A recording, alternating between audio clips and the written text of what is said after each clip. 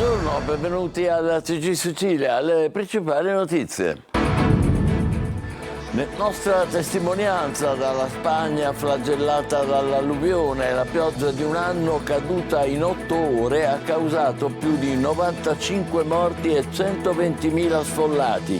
L'ondata di angoscia e distruzione nel racconto di un giovane catanese da Valencia. La Cassazione cancella il sistema montante, un vero colpo di scena dopo 6 anni di processi. Per l'ex leader di Confindustria Siciliana resta la corruzione, ma scompare l'associazione a delinquere. Trapani, 6 arresti per droga, sequestrati 3 kg di cocaina, armi e munizioni. Commemorazione dei defunti. Tanti catanesi in visita a parenti e amici scomparsi hanno trovato un cimitero più dignitoso rispetto al passato. Numerosi gli interventi effettuati non solo per la sicurezza. Quasi 10 milioni gli italiani in viaggio per il ponte di Ognissanti, che in Sicilia si preannuncia caldo, se non caldissimo. Tra gite fuori porta e l'ultima tintarella al mare, i catanesi non mancano in ogni caso l'appuntamento con la Fiera dei Morti. A Catania, nel carcere di Piazza Lanza, porte aperte per un'emozionante partita di pallone. Padri e figli per una volta insieme, senza sbarre né vetri di separazione. Nella notte di Halloween arriva a teatro Dracula, l'opera musicale, uno spettacolo denso di brividi e passione. Oggi la prima, poi fino a domenica all'Ambasciatore di Catania. Calcio pari senza reti e senza emozioni del Palermo sul campo del Mantova. Stasera in Serie C il Catania sfida la Turris in trasferta, mentre il Messina ospita la Cavese. Trapani sconfitto in casa dall'Avellino.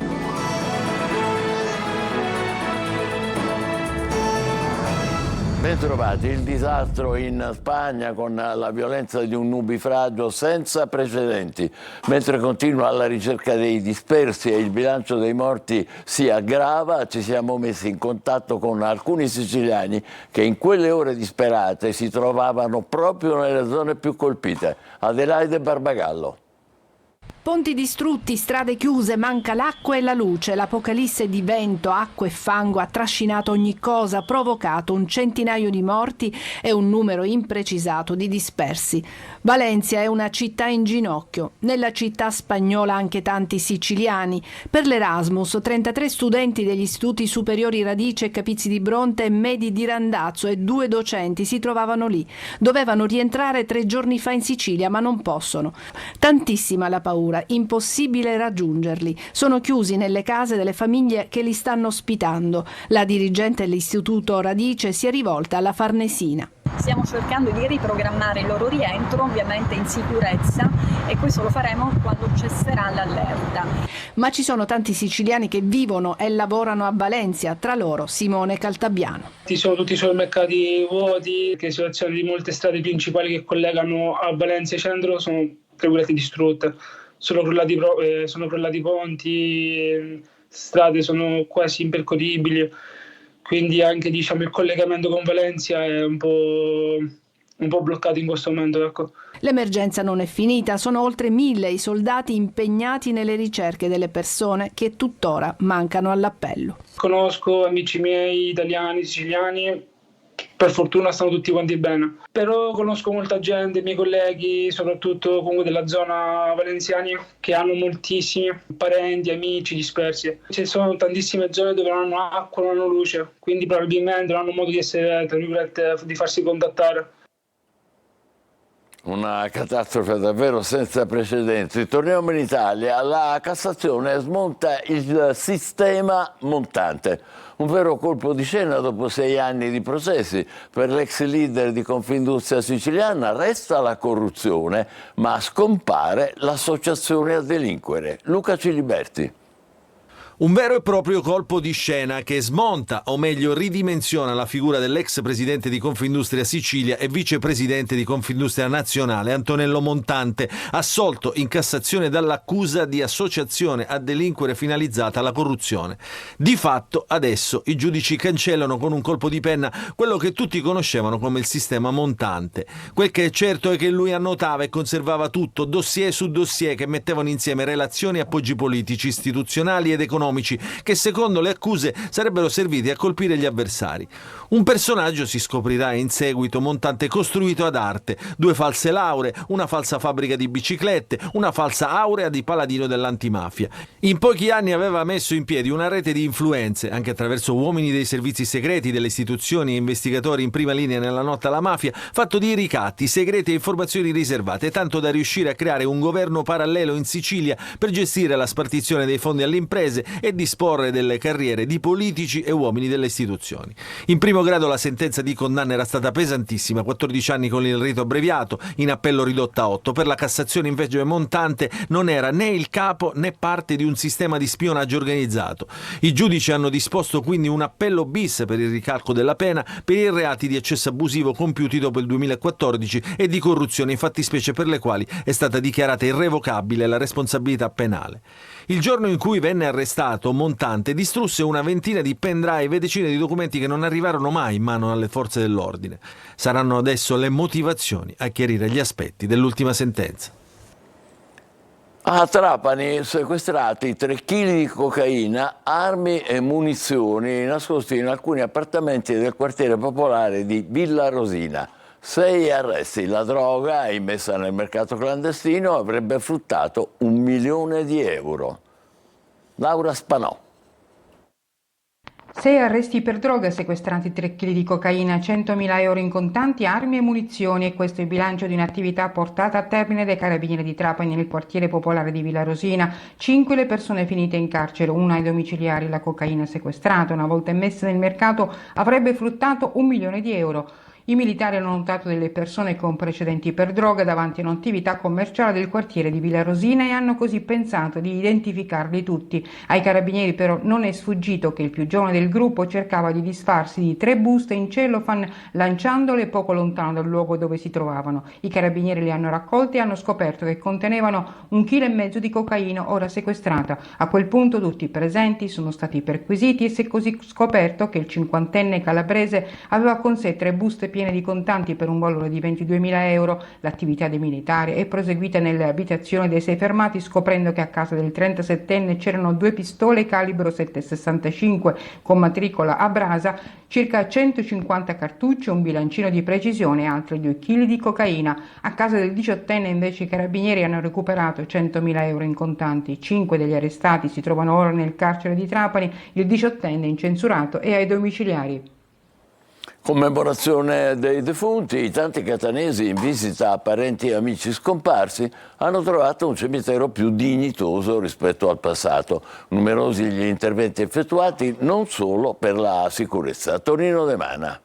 È stato oggetto per tutto l'anno di interventi ordinari e straordinari ed ora si presenta ai catanesi in una veste decisamente più dignitosa. Già all'ingresso del cimitero monumentale si respira un'aria nuova con il vento che accarezza le bandiere nuove di zecca. L'occhio vuole la sua parte, ma dal punto di vista pratico sono tante le migliorie apportate nel Camposanto. Abbiamo potato tutti, anche quelli che ostacolavano spesso il passaggio dei pedoni, questo appunto per rendere fruibile al meglio il cimitero.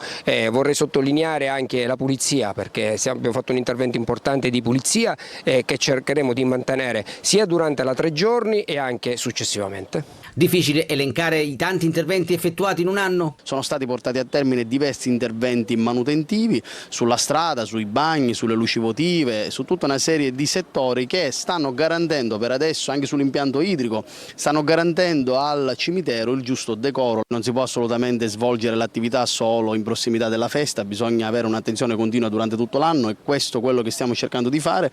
Un cimitero che prima magari era un punto debole dell'amministrazione rappresenta adesso un punto di forza su quello che è l'impegno che stiamo dimostrando nel quotidiano.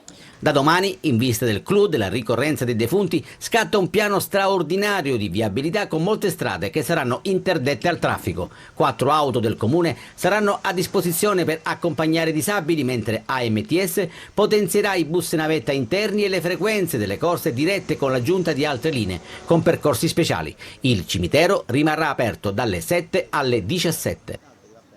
Quasi 10 milioni gli italiani in viaggio per il ponte di Ognissanti, che in Sicilia si preannuncia caldo sotto un grande sole. Tra gite fuori porta e l'ultima tintarella al mare, i catanesi non mancano in ogni caso l'appuntamento con la Fiera dei Morti. Desiree Ferrito. Ponte di Ognissanti caldo, anzi caldissimo. Come lo trascorreranno i catanesi? C'è chi ne approfitterà per fare un giro fuori porta. Saremo in giro, forse andremo sopra all'Ettera.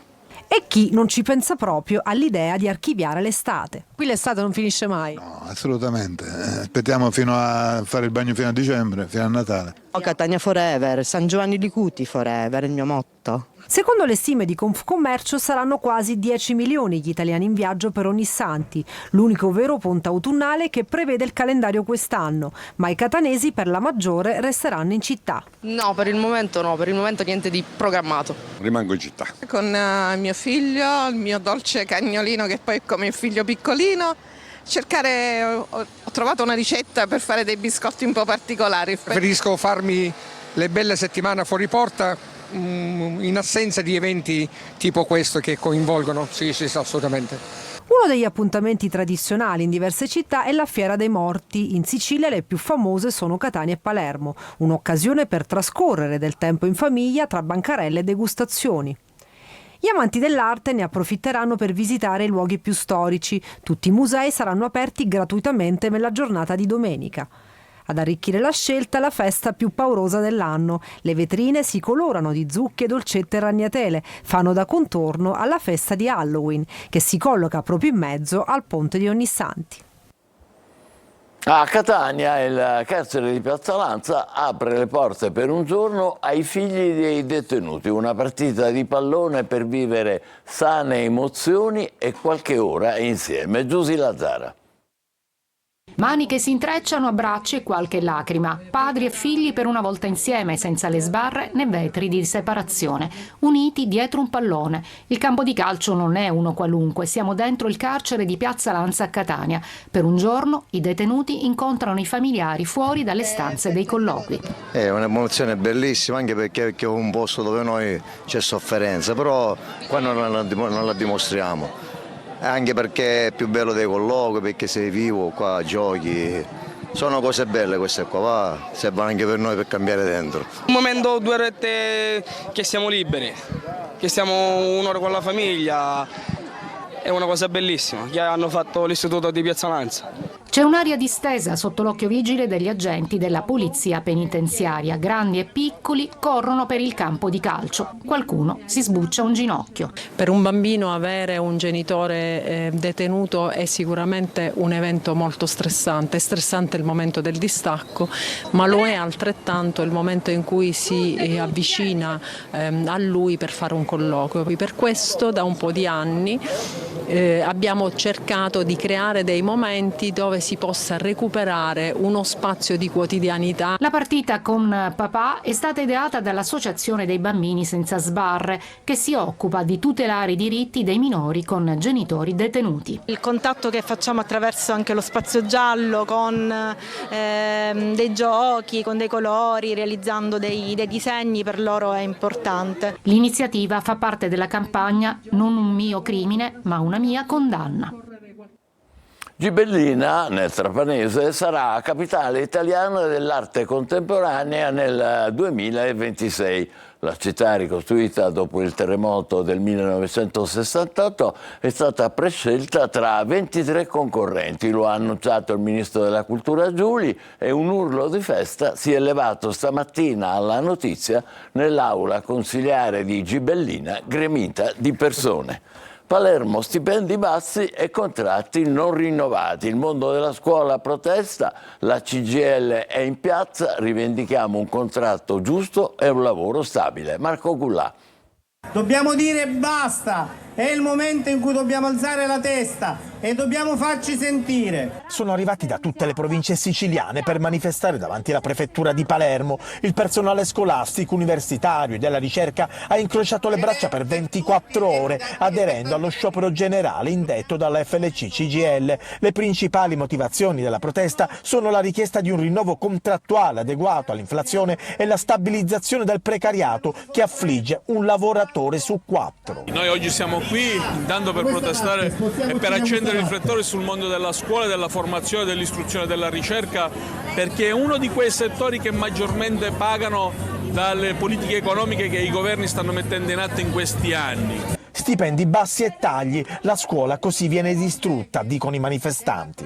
È una situazione di organici che vengono tagliati ogni giorno e il governo nella legge di bilancio si sta preparando a fare nuovi tagli al personale ATA, che siamo considerati l'ultima ruota del carretto, mentre invece le segreterie sono indispensabili, così come i collaboratori scolastici, tecnici, e quando scioperiamo le scuole si fermano. E poi ci sono i docenti precari, icone del malcontento.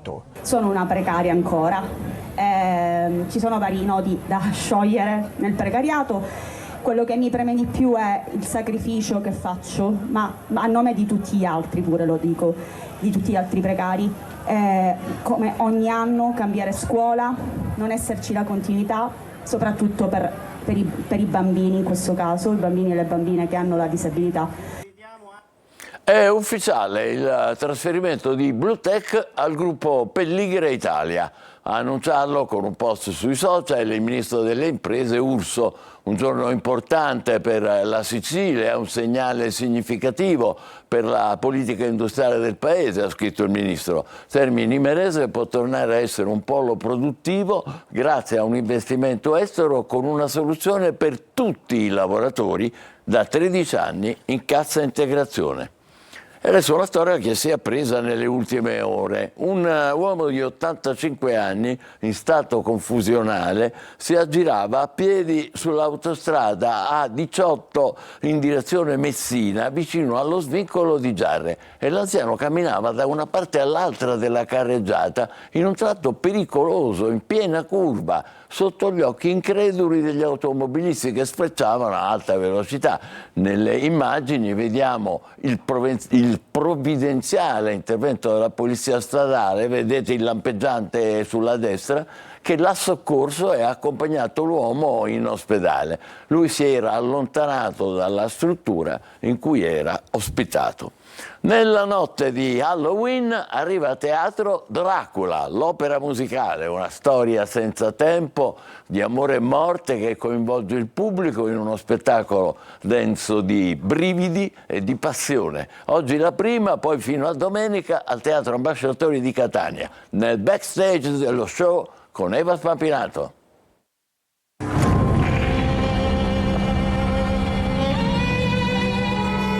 Dracula strega il pubblico nella notte di Halloween, la più paurosa dell'anno, dove vita e morte si intrecciano in un turbinio di emozioni, dannazione e avidità di potere in nome di un amore eterno e maledetto.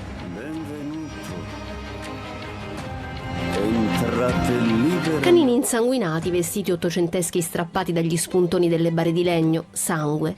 Qui siamo nel backstage del Teatro Ambasciatori di Catania, dove stasera va in scena la prima di Dracula, adattamento teatrale in musical scritto e diretto da Alessandro Incognito per la compagnia Poetica Produzioni, un'opera musicale interamente made in Sicily, dalle musiche ai testi alle maestranze. Riteniamo che questo sia assolutamente un valore su cui investire, sul quale credere, perché gli artisti siciliani, le maestranze siciliane sono davvero di altissimo livello.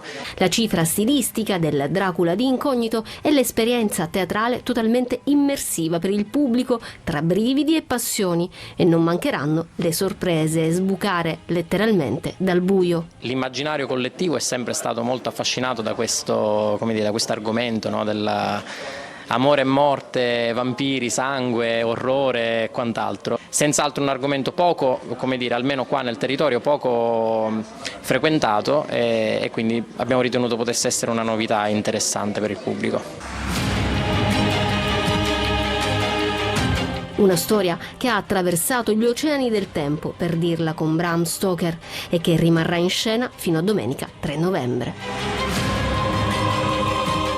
Da stasera all'Ambasciatore, qui ci vuole una pausa. Tra poco il calcio con il Palermo fermato sullo 0-0 dal Mantova e l'attesa per Catania Turris di stasera. State con noi, vi aspettiamo.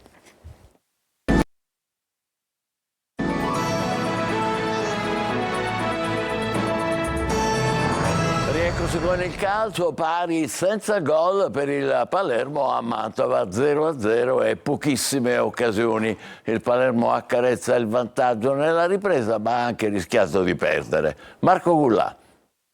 Noia sbadiglie 0-0. Mantova e Palermo pareggiano al termine di una partita a tratti inguardabile. La formazione rosanera ancora una volta fa il check-in ma non si presenta all'imbarco. Una partita, quella di ieri sera al Martelli, in cui entrambe le squadre potevano e dovevano fare di più, soprattutto il Palermo che nella ripresa, quando il Mantova ha arretrato il suo baricentro, non ne ha approfittato, sprecando anche potenziali ghiotte occasioni. Primo tempo soporifero, i rosanero rischiano lo svantaggio ma De Planche riesce a salvare. Henry fa reparto ma non riesce a graffiare, Insigne e Di Mariano non sgasano e balbettano. A centrocampo mancano idee e fosforo, ripresa stesso copione, ma è il Mantova ad essere più intraprendente, trovando anche la rete del vantaggio che però per fortuna del Palermo viene annullata dopo il check del VAR. Tocco di mano di Galoppini del Mantova. I cambi danno frizzantezza al Palermo, Leduaron è voglioso di far bene ma sotto porta è ancora troppo timido. Poi altra occasione per Ranocchia che però trova i guanti del portiere Festa.